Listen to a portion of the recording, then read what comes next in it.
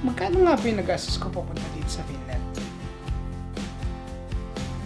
Mura lang kaya or affordable ang magagastos papunta sa ibang bansa? Sa pagkakaalam ng nakararami, ay hindi libre ang makapagtrabaho sa ibang bansa. Kahit nga sa ibang pathways ay kailangan ng show money. Ang tanong, magkano nga ba? Nagsimula ako magbayad sa agency nang maipasa ko ang Chapter 5 test. Pumunta ako sa Baguio noon at nag-contract signing. Sabay bayad ng 26,500, paunang bayad para sa mga processing at ticketing at para sa iba pa. I-breakdown pa natin ang mga gastos. Maliban sa paunang bayad ay may mga medical din. Isa pagkatapos ng contract signing at isa bago ka umalis papuntang Finland. Yung mga presyo nun is yung 2,500 sa una at 4,100 naman para sa huling medical bago ka umalis.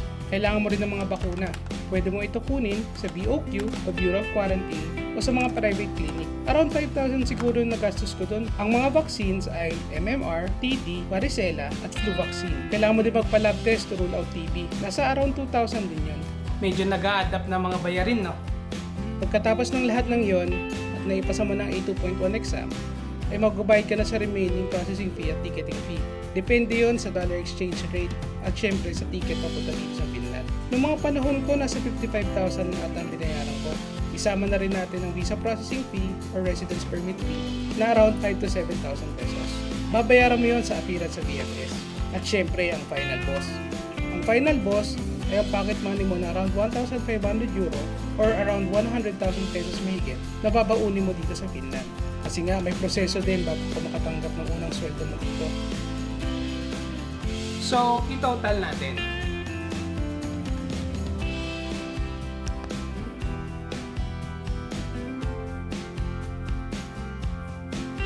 Siguro, inisip ko na lang sa mga panahon na yon na magta-travel ako sa Europe. Yun nga lang, yung travel, hindi na ako babalik. Swerte ako noon kasi meron akong perang naitabing puntos to sa mga kakailanganin ko dito. Hindi man pare-parehas sa mga kalagayan natin, sana maging gabay ito kung nagbabalak ka magtrabaho sa ibang bansa. Sabi nga nila, paano ka tatama kung hindi ka tataya?